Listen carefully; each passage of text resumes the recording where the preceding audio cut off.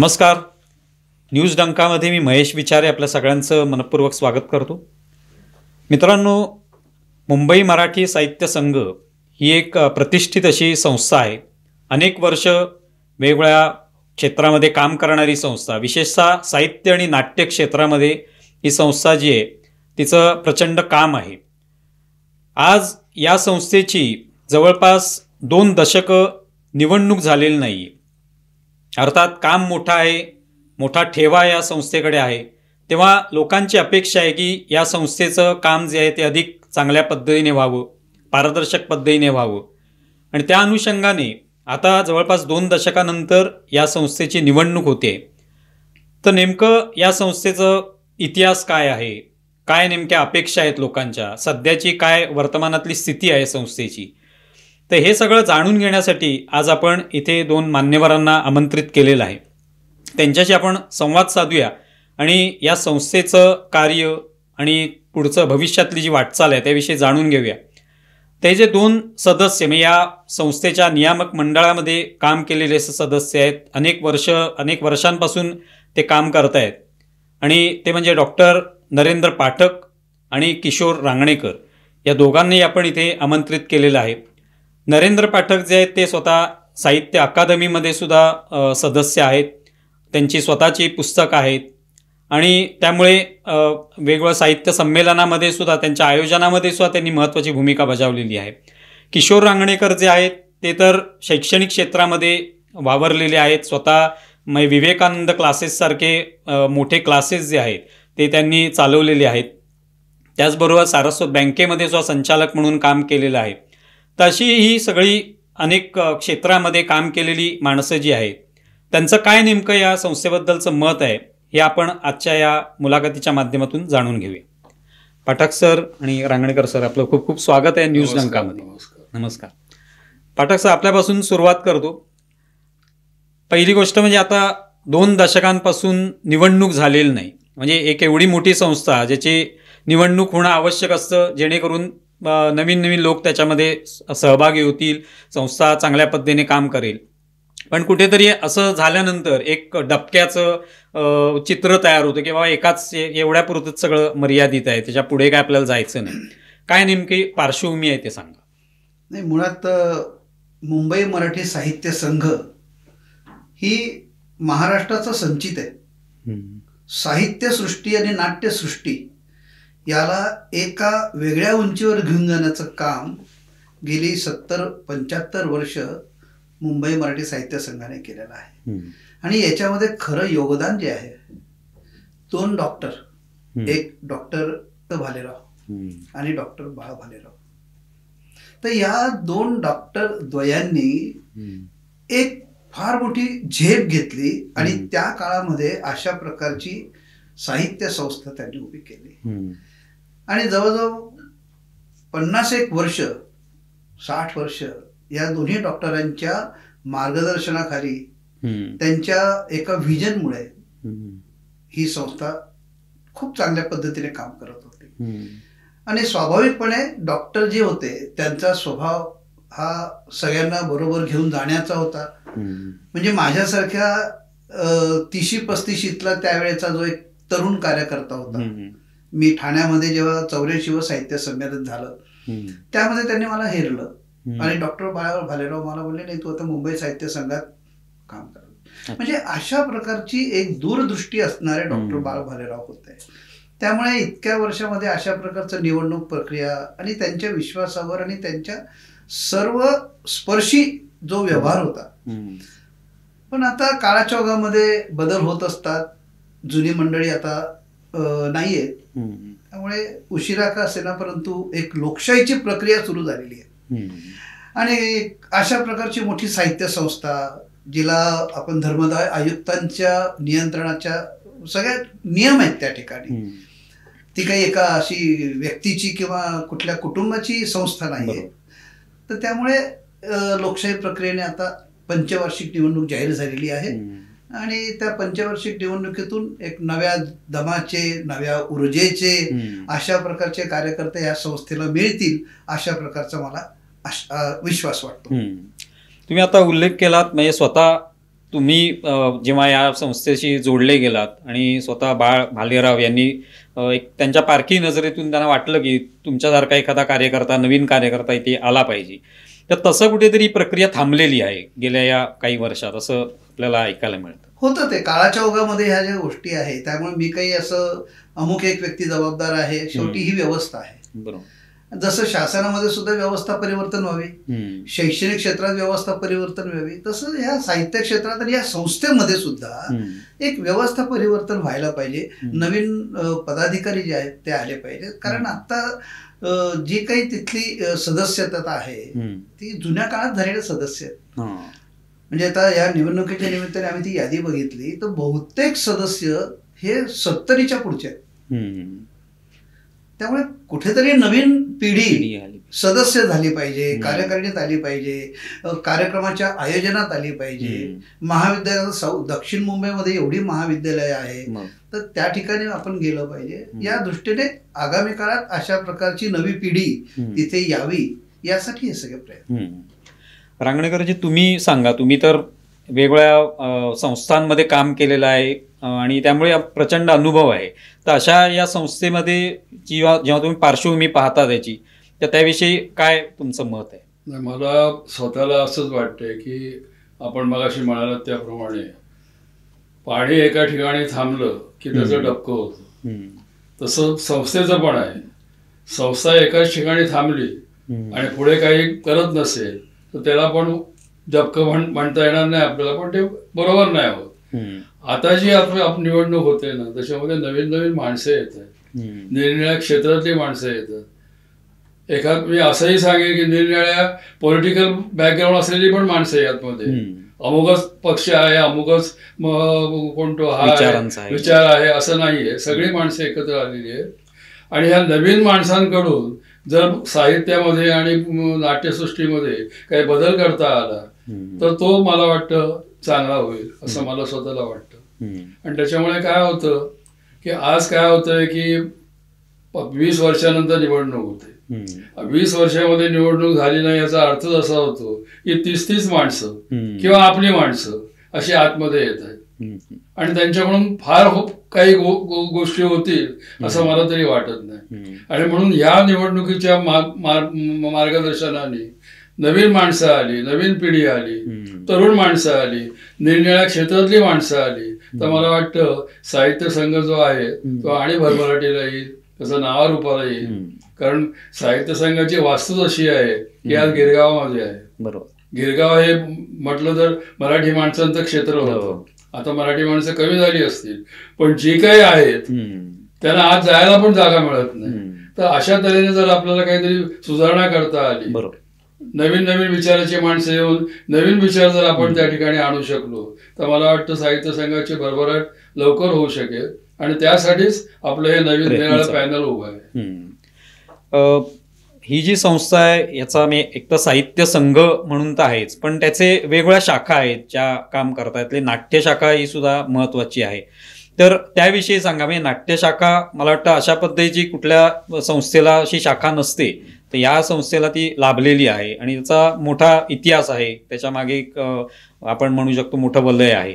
तर त्याविषयी सांगा. मुळात मी मगा बोललो तसं मुंबई मराठी साहित्य संघ याच्यामध्ये एक साहित्य शाखा, नाट्य शाखा आणि तिसरं साहित्य संघ मंदिर, अशा 3 विंग्स त्या ठिकाणी आहे.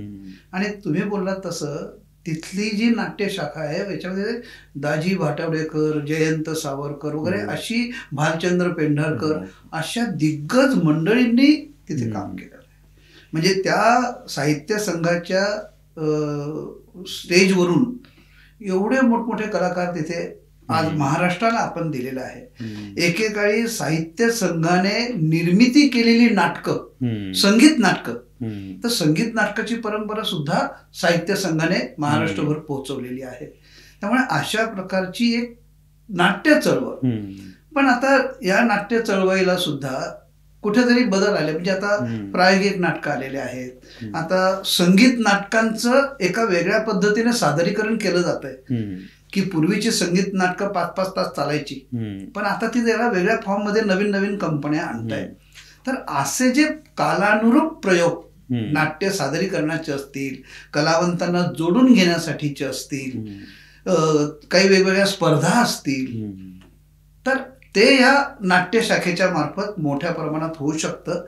आपण म्हणतो बऱ्याच वेळेला की आता तरुण पिढी नाहीये, परंतु मला वाटतं या नाट्य स्पर्धा, नाट्य एकांकिका स्पर्धा किंवा साहित्याच्या लेखनाच्या स्पर्धा अशाचं जर तरुणांसाठी महाविद्यालयांच्यासाठी जर आयोजन केलं तर मला वाटतं तुम्हाला जे अपेक्षित आहे की नाट्य चळवळ ही कशी बहरता येईल, कशी मोठी होईल, तर असे काही प्रयत्न त्या ठिकाणी होऊ शकतात. परंतु मुंबई साहित्य संघाचं नाट्य शाखा जी होती ती मात्र एक अभिजात पण जपणारी अशा प्रकारची नाट्य शाखा होती. तुम्ही आता मी उल्लेख केलात की ही अशा ठिकाणी ही संस्था आहे, एक प्रकारे गिरगावमध्ये ही संस्था आहे, तिकडे मराठी बहुल भाग आहे. आज कमी झाले असले लोक तरी अजूनही मराठी माणसाचं ठिकाण असं त्याला म्हटलं जातं. पण तिकडे आज या नाट्य केंद्रामध्ये किंवा जे सभागृह आहे तिकडे येणारी संख्या कमी होत चाललेली आहे. पण त्याच वेळेला दुसरीकडे NCPA सारख्या संस्थेमध्ये मात्र मोठ्या संख्येने लोक येत आहेत. म्हणजे याचा अर्थ तिकडे जर व्यवस्थित जर सुविधा उपलब्ध झाल्या किंवा त्यांना एक आश्वासक असं वातावरण असेल तर निश्चितपणे लोक येऊ शकतील. तुमचं त्याबद्दल काय? नक्की येऊ शकतील. कारण मुळात कसं आहे की मुंबई साहित्य संघाला 70-80 वर्षाची परंपरा आहे. आज त्या ठिकाणी थोडंसं ज्या पद्धतीने गल्ल्या खूप छोट्या झालेल्या आहेत किंवा गिरगावात ज्या पद्धतीने एक मर्यादा आहे, गिरगाव म्हणून गिरगावाच्या काही मर्यादा आहेत, तिथला चिंचोळा रस्ता असेल, तर अशा काही तिथल्या पायाभूत सुविधा याच्यामध्ये जर समजा काही मदत घेतली आणि त्याच काही दुरुस्तीकरण केलं काहीतरी, तर मला वाटतं साहित्य संघाच्या जे नाट्यगृह आहे त्याला ऊर्जितावस्था प्राप्त होऊ शकते. म्हणजे नाट्यगृहाचं सुद्धा त्या ठिकाणी एका चांगल्या पद्धतीने व्यावसायिक वापर. खरं तर आता आपल्याला असं लक्षात येतं की नाट्यगृह काही नाटकांना उपलब्ध होत नाहीये, एवढी मागणी आहे. परंतु साहित्य संघामध्ये मर्यादा आहे ना, त्या ठिकाणी येणारी वाहनं, तिथे मिळणारं पार्किंग, त्यामुळे तिथे बुकिंग मिळत नाही. तिथे व्यावसायिक नाटकाचे पूर्वी जसे प्रयोग व्हायचे आणि त्याच्यातून साहित्य संघाला पण एक मोठं उत्पन्न आहे ना. शेवटी ही काय म्हणतो आपण धर्मदाय आयुक्त अशी संस्था आहे, इथे काही व्यवसाय नाहीये, पण त्या संस्थेला निधी उभारण्या करण्यासाठी तो सोर्स आहे. तर त्याच्यातून संस्थेला सुद्धा उत्पन्न मिळू शकतं आणि ते उत्पन्न आलं त्याच्यातून काही साहित्यिक सांस्कृतिक चळवळी चांगल्या पद्धतीने राबवता येतील. त्यामुळे अशा सुधारणा होण्याची तिथे आवश्यकता. रांगणेकरजी, हे जे तुमचं पॅनल आहे, म्हणजे अर्थात इथे निवडणूक असली तरी तुम्ही तुमचं पॅनल जे ते भालेराव यांचाच विचार घेऊन पुढे चालणारं पॅनल आहे. तर त्यामुळे अर्थात निवडणूक आहे, तुम्हाला जिंकायचंय, प्रत्येकाला जिंकायचं असणार निवडणुकीमध्ये, पण इथे कुठला वाद निर्माण करायचा नाही, आपल्याला चांगलं काहीतरी करून दाखवायचं. तुम्ही या पॅनलची जी काही भूमिका आहे त्याविषयी काय सांगू शकाल? पॅनलची भूमिका मगाशी म्हटल्याप्रमाणे साहित्य आणि नाट्य ज्या नावासाठी, ज्या कामासाठी, ज्या कार्यासाठी हे साहित्य मंडळ तयार झालेलं आहे, त्याच्यामध्ये वाढ कशी होईल हे आपल्याला बघायला पाहिजे, साहित्यामध्ये पण आणि नाट्यामध्ये पण. आणि त्यासाठी नवीन जी पिढी आहे ती नवीन पिढी जर आली तर नवीन पिढीबरोबर नवीन विचार पण येईल आणि त्यांच्या त्या विचारातून आपल्याला नवीन काहीतरी करता येईल. मगाशी मी म्हटल्याप्रमाणे आज काय झालंय, साचल्यासारखं झालंय सगळं, तीच माणसं, तेच विचार, त्यामुळे पुढे जाऊच शकत नाही आपण. ते पुढे जाण्यासाठी म्हणून हे पॅनल आम्ही तयार केलं. आणि या पॅनलमध्ये जर आपण पाहिलं तर 35-40 जी मंडळी आहे, निरनिराळ्या क्षेत्रामधली माणसं आहेत, निरनिराळ्या क्षेत्रामध्ये काम करणारी माणसं आहेत, त्याच्यामध्ये साहित्यिक पण आहेत, बिगर साहित्यिक पण आहेत, पण ते निरनिराळ्या क्षेत्रामधली माणसं आहेत. त्यामुळे सर्व क्षेत्र जर एकत्र आली, सर्व विचार जर एकत्र आले तर त्या विचारातून आपल्याला काहीतरी भरीव कार्य करता येईल, असा याच्या मागचा हेतू आहे. आता तुम्ही म्हणालात नवीन पिढी आली पाहिजे, तर तुम्ही अर्थात सगळे पाहताय, निरीक्षण तुमचं असेलच, तर तुम्हाला काय वाटतं नवीन पिढी किती उत्सुक आहे याच्यामध्ये सुद्धा येण्यासाठी? नाही, याच्यामध्ये माझं म्हणणं असं आहे की नवीन पिढीला आपण उत्सुक करावं लागतं, त्यांना चान्स द्यावा लागतो. मी अनेक सोसायटीमध्ये आहे, अनेक समाजकार्य मी करतो.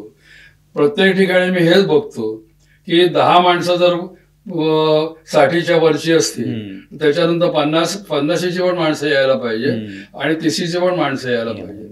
त्यांना सांभाळून त्यांच्या मार्गदर्शनाखाली जर नवीन माणसांनी काम केलं तर मला वाटतं त्यांचा पण फायदा होईल आणि या नवीन पिढीचा पण फायदा होईल. आणि अशा तऱ्हेनेच आम्ही हे पॅनल बनवलेले आहे की नवीन पिढी पण आहे, जुनी पिढी पण आहे आणि एकत्र येऊन जुन्या पिढीकडून त्यांना काहीतरी शिकता येईल, मार्गदर्शन मिळेल आणि त्या मार्गदर्शनाचा उपयोग त्यांना पुढच्या कामासाठी करता येईल, असा त्याच्यामध्ये उद्देश आहे. नाही, याच्याशी एक फक्त मला जोडायचं सरांशी बोलून की म्हणजे आता 2 पॅनल आहे हे तर आहे, शेवटी निवडणूक म्हणली की 2 कुठले तरी समूह एकत्र येऊन ही निवडणूक होणार आहे. पण आम्ही मंडळी जी कोणी आहोत, मी आहे, प्रमोद पवार आहे किंवा आमचे अनिल गचके, सारंग दर्शने वगैरे, आम्ही म्हटलं तर तशी नवीन नाहीये. आम्ही आता ऑलरेडी या संघामध्ये गेले 20 वर्ष काम करतोच आहोत. म्हणजे आज साहित्य संघाचे जे काही साहित्य संमेलनं झाली असतील किंवा तिथे महिन्याचे जे काही साहित्यिक उपक्रम होत आहेत, तर या सगळ्या याच्यामध्ये आम्ही कार्यकर्ते म्हणून आहोतच. त्यामुळे एकदम आतले आणि बाहेरचे असं ते नाहीच आहे. तर शेवटी साहित्य संस्थेमध्ये आम्ही इतकी वर्ष एक चांगले कार्यक्रम करणारे कार्यकर्त्याच्या रूपात आहेत. मध्ये जयवंत देवींचा झालेला कार्यक्रम असेल किंवा बाबासाहेब पुरंदरेंचा कार्यक्रम असेल किंवा वेगवेगळं तिथे अक्षर दालन नावाचं एक वेगळं आपण उपक्रम सुरू केला तो असेल.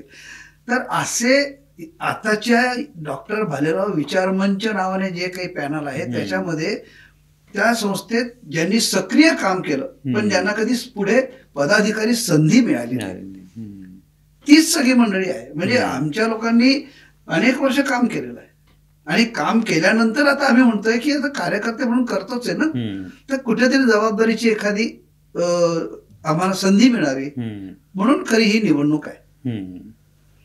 आता तुम्ही मगाशी नाट्य शाखा जी आहे त्याविषयी बोललात. मुळात नाव जे आहे मुंबई मराठी साहित्य संघ, तर साहित्याविषयीचा काय नेमकी आव्हान आहेत, यापूर्वीची काय स्थिती होती आणि काय करायला पाहिजे असं मला मुंबईमध्ये साहित्य संघ आणि आता एकूणच समाजामध्ये मराठी बद्दलची जी काही एकूण चर्चा आहे साहित्य क्षेत्रातली जी, मला 2 गोष्टी महत्वाच्या वाटतात. एक तर मराठी भाषेच्या पुढे, मराठी माध्यमांच्या पुढे आणि मराठी साहित्य क्षेत्रात एक मोठं जे आव्हान आहे वाचन संस्कृती आणि एक चांगल्या प्रकारचं सकस साहित्याची निर्मिती. तर यासाठी साहित्य संघाच्या मार्फत साहित्यिक उपक्रम राबवणं. दुसरं, आपलं नशीब चांगलं आहे की आपल्या मराठी भाषेला आता अभिजात भाषेचा दर्जा मिळालेला आहे. त्यामुळे साहित्य संघाकडून एखादा चांगला प्रस्ताव हा केंद्र सरकारकडे, राज्य सरकारकडे जाऊ शकतो का? कारण ज्या वेळेला अभिजात भाषेचा दर्जा देतात तेव्हा जाहीर केलं गेलेलं आहे की तुम्हाला यासाठी काय मदत हवी सांगा, आम्ही आर्थिक सहकार्य करू. संशोधन असू शकतं, त्याचं ज्या पूर्वीच्या प्राकृत मधलं साहित्य आहे त्याचं आताच्या आधुनिक भाषेत आणण्यासाठी असू शकतं. तर अशा प्रकारच्या साहित्यिक आणि शैक्षणिक योजनांमधून जर काही फंड्स मिळाले आणि त्याच्यातून तरुण संशोधक उभे राहिले ज्यांनी अभिजात भाषेवरती काम केलं, तर मला वाटतं ही साहित्य संघाने करण्याची आवश्यकता आहे. आणि हे आताच्या मराठीच्या एकूण परिप्रेक्षामध्ये हे काम साहित्य संघाकडनं व्हावं हा आमच्या पॅनलचा नक्की विचार असेल. केलंच पाहिजे ते. त्याचबरोबर हा जो एक भाषेचा वाद आहे, तर मला असं वाटतं की मुळात साहित्य क्षेत्रामध्ये सगळ्याच भाषा या अभिजात भाषाच आहे. म्हणजे तुझी भाषा अभिजात आणि माझी काही असं नाहीच आहे. शेवटी आपण भारतात राहणारे आहोत, भारतीय भाषा ज्या आहेत.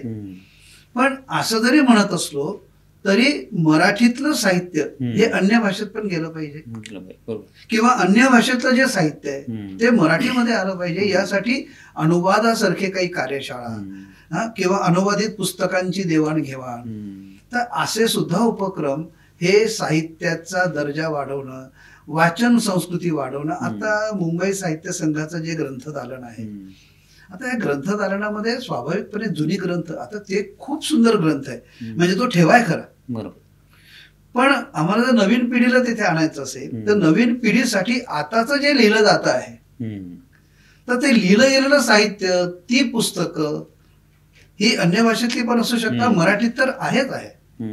तर अशी तिथे ग्रंथसंपदा नव्याने आली पाहिजे. आणि मुंबई मराठी साहित्य संघ एक चांगला उपक्रम राबवतच आहे की अमराठी जे आहेत मुंबईतले त्यांना मराठी यायला पाहिजे. तर त्यासाठी अशा प्रकारचे वर्ग मुंबई साहित्य संघाच्या मार्फत घेतले जातात. म्हणजे आधीचं जे काम करणारी मंडळी आहे त्यांचं मी टीका नाही पण त्यांचं कौतुक करतो की जे काही चांगली कामं केलेली त्यातलं हे एक काम आहे. त्यामुळे अशा प्रकारचं जे काही आहे हे उपक्रम आणखी मोठ्या प्रमाणात केले पाहिजे.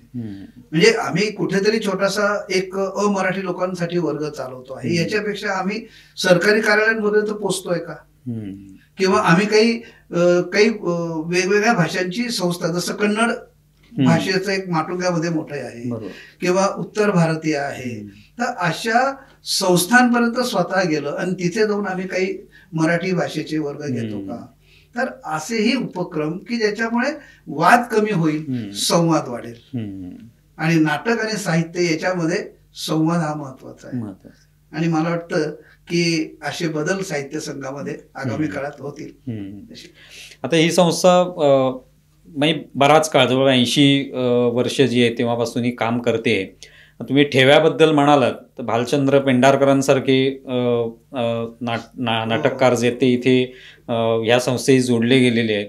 तर अनेक अशा नाट्य संस्थेशी संबंधित, नाट्यक्षेत्राशी संबंधित अशा सगळ्या वस्तू, वाद्य असतील किंवा ही सगळी सुद्धा संस्थेमध्ये आहेत. तर त्यांचं जर जतन करण्यात आलं आणि एक संग्रहालयाच्या स्वरूपामध्ये करण्यात आलं तर त्या माध्यमातून सुद्धा नव्या पिढीला एक माहिती मिळू शकेल. याबद्दल काय वाटतं? सुदैवाने कसं आहे, तिथली वास्तू आहे, ही वास्तू तशी चांगली मोठी वास्तू आहे. तर त्या वास्तूमध्ये जर आपण काही चांगले बदल, म्हणजे उदाहरणार्थ कायमस्वरूपी एखादं संगीत नाटकाचं दालन हे तिथे कायमस्वरूपी होऊ शकतं की जे जेव्हा मुंबई दर्शनासाठी लोक जातात, गेटवे ऑफ इंडिया बघतात, अमुक बघतात, तसं साहित्य संघ बघायला आले पाहिजे. बरोबर की या ठिकाणी संगीत नाटकाच्या परंपरा जिथे भालचंद्र पेंढारकर किंवा दाजी पाटोळे अशा लोकांनी पूर्वी कामं केलेली आहेत, तर त्यांचे फोटोग्राफ्स आहेत, त्यांच्या व्हिडिओज आहेत, त्यांच्या ऑडिओज आहेत. तर असं एखादं कायमस्वरूपी दालन तिथे होऊ शकतं. किंवा साहित्यामध्ये सुद्धा जे पूर्वीचे मोठमोठे साहित्यिक होते त्यांनी या ठिकाणी भरपूर काहीतरी, त्यांचं पत्रलेखन आहे. आमचं या ठिकाणी वेगवेगळे दरवर्षी आम्ही अंक काढतो. इव्हन साहित्य संघाचे वर्षातून 4 अंक निघतात. साहित्य हे त्याचं नाव आहे. त्यातला एक अंक तो दिवाळी विशेष अंक असतो. तर या अंकांच्या मध्ये खूप चांगल्या चांगल्या मोठ्या लोकांचे लेख आहेत. त्याचं डिजिटायझेशन झालं पाहिजे. कारण आता छापलेली पुस्तकं त्याची आवश्यकता नाही म्हणत, परंतु जर ते डिजिटल फॉर्म मध्ये आले तर ते सहज उपलब्ध नवीन पिढीला होऊ शकतात. त्यामुळे असं काही चांगलं दालन दोन्ही विषयात होऊ शकतं की एक मुंबईची शान आणि एक सांस्कृतिक संचित असं त्या ठिकाणी आपण दर्शनीय स्वरूपाचं कायमस्वरूपी करू शकतो. रांगणेकरजी, मला एक या संदर्भात विचारावं वाटतं. जेव्हा मगाशी तुम्ही बोललात की राजकीय पक्ष किंवा असा कोणती एका ठराविक विचारधारेची माणसं इथे नाहीयेत, पण अशी काही लोकांना भीती सुद्धा वाटत असते की कोणीतरी अमुक एखादा विचारधारेचा माणूस आला म्हणून ते त्याच विचारधारेवर चालेल किंवा अशा पद्धतीत, अशी भीती खरोखर आहे का? वाटण्याजोगी परिस्थिती आहे? नाही, अशी भीती वाटण्यासारखी परिस्थिती नाही. याचं कारण असं आहे की मगाशी म्हटल्याप्रमाणे जी 40 लोक जे आम्ही आहोत त्या 40मध्ये निरनिळ्या पक्षाची माणसं आहेत, निरनिळ्या पक्षाचं काम करणारी माणसं आहेत. त्याच्यामुळे अमुक एक पक्ष त्या ठिकाणी आपला अधिकार गाजवेल असं काही नाहीये. पक्षाचा काही संबंधच नाही इकडे. सगळी माणसं जी आली आहेत ना ते पक्ष बाजूला ठेवून आले आणि फक्त साहित्याचा आणि नाट्यसृष्टीचा विचार करण्यासाठी म्हणून, त्याच्यामध्ये सुधारणा करण्यासाठी म्हणून. जसं मगाशी फाटक म्हणाले त्याप्रमाणे ही जुनी माणसं आहेत, त्यांचा अनुभव गाठीशी घेऊन नवीन माणसानं जर त्यांनी तयार केलं तर मला वाटतं साहित्य संघ आणखीन भरभराटी पाहिजे.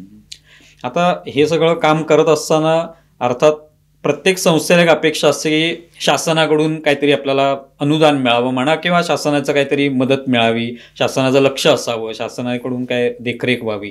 तर त्या संदर्भात काय तुमचे काय प्रयत्न आहेत का? आता ज्या काही योजना आहेत त्याच्यातलं साहित्य संघाला महाराष्ट्र साहित्य संस्कृती मंडळाकडून एक अनुदान जे काय असतं ते मिळतं आहे, किंवा शासन म्हणून जो एक असा धर्मदाय आयुक्तांच्या मार्फत किंवा शासनाच्या मार्फत एक विशिष्ट निधी असतो तो मिळतोय.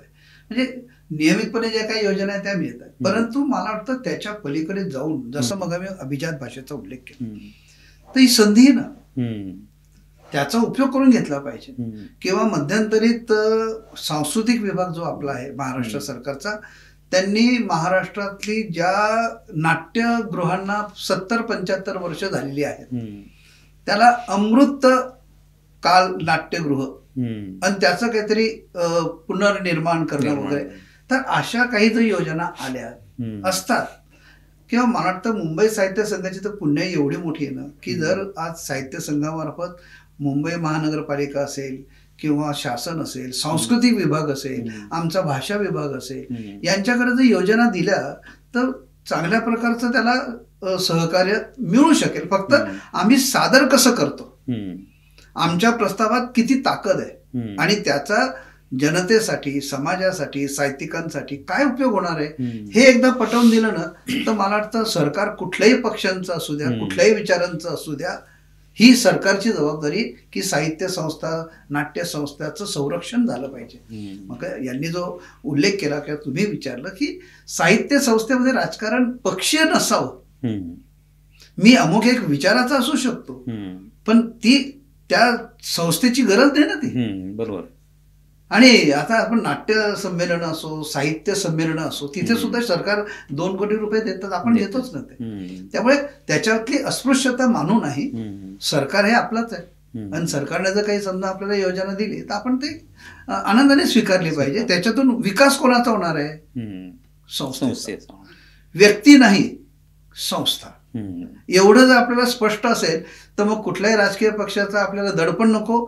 सरकार कुणाचंही असू द्या, कुठलीही पार्टी सत्तेत असू द्या, कार्यकर्ते कुठल्याही विचारांचे असू द्या, उद्दिष्ट मात्र साहित्य संघ, डॉक्टर भालेराव विचार मंच किंवा डॉक्टर भालेरावांनी ज्या पद्धतीने काम केलेलं आहे त्याला तुम्ही न्याय दिला पाहिजे. इथे व्हेस्टेड इंटरेस्ट कुठल्याही एका व्यक्तीचा नसावा, नसतोच, आजपर्यंत पण नाहीये. तर ही जी संस्कृती आहे आपली ती टिकली गेली पाहिजे. त्यासाठी शासनाची मदत ही काही ठिकाणी आवश्यक असते.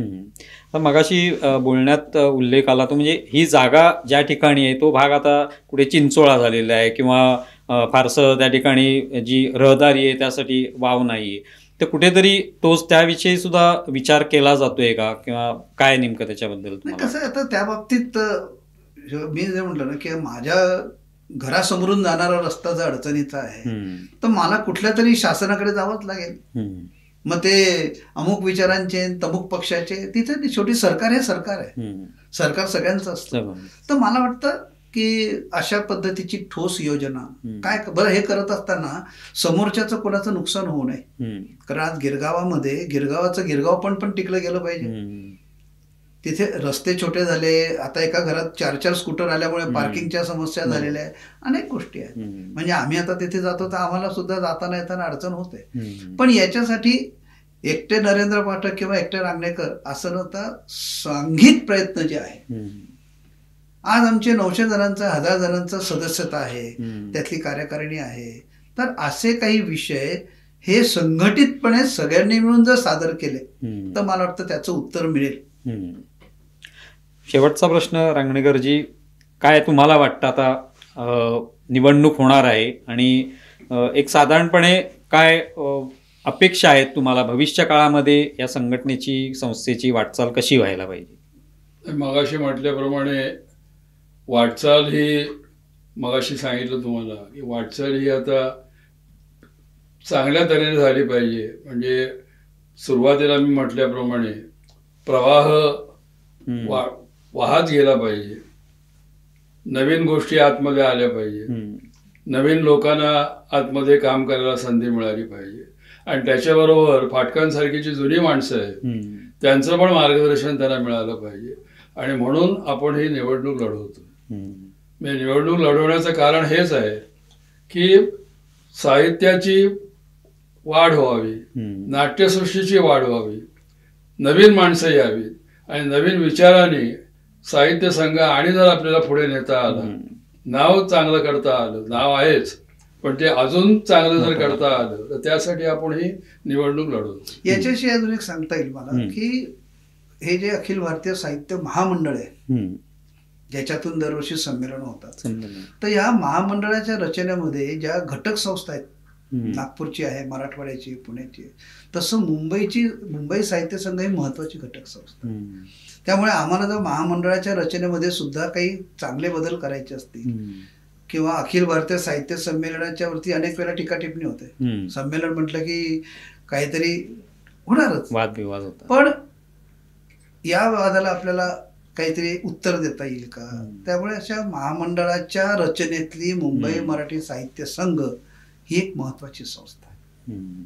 तर तिथे सुद्धा नव्या दमाचं नेतृत्व आलं आणि मला आनंद आहे की साहित्य संघामध्ये पूर्वीच्या सुद्धा याच्यात 20 वर्षात जी ज्येष्ठ मंडळी आहेत ती ज्येष्ठ मंडळी मार्गदर्शनाच्या भूमिकेत राहिली तर आपल्याला आनंदच आहे. सर म्हटले तसं नवीन आणि जुने सगळ्यांनी मिळून संस्थेचं हित बघायचं आणि आज तशा प्रकारची मंडळी ज्येष्ठांमध्ये पण आहे. त्या ज्येष्ठांना बरोबर घेऊन काही नवीन मंडळी जर ह्या निवडणुकीच्या माध्यमातनं लोकशाही प्रक्रियेतनं जे काही परिवर्तन होईल आणि संचित जे आहे ते आपल्याला टिकवता येईल या दृष्टीने आमच्या सगळ्यांचे प्रयत्न असतात. निश्चितपणे आता तुमच्या या दोघांच्याही बोलण्यातून हे दिसून आलं की कोणतीही संस्था जी आहे ती व्यक्तिकेंद्रित असू नये, ती वेगवेगळ्या विचारांचे लोक तिथे आले पाहिजे, त्यांचा मिलाप म्हणजेची संस्था असली पाहिजे.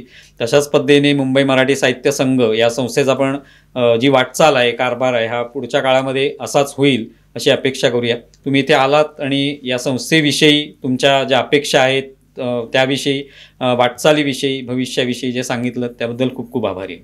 नमस्कार. नमस्कार मित्रांनो, आत्ताच आपण डॉक्टर नरेंद्र पाठक आणि किशोर रांगणेकर यांचे संवाद साधला आणि मुंबई मराठी साहित्य संघ या संस्थेविषयी जाणून घेतलं.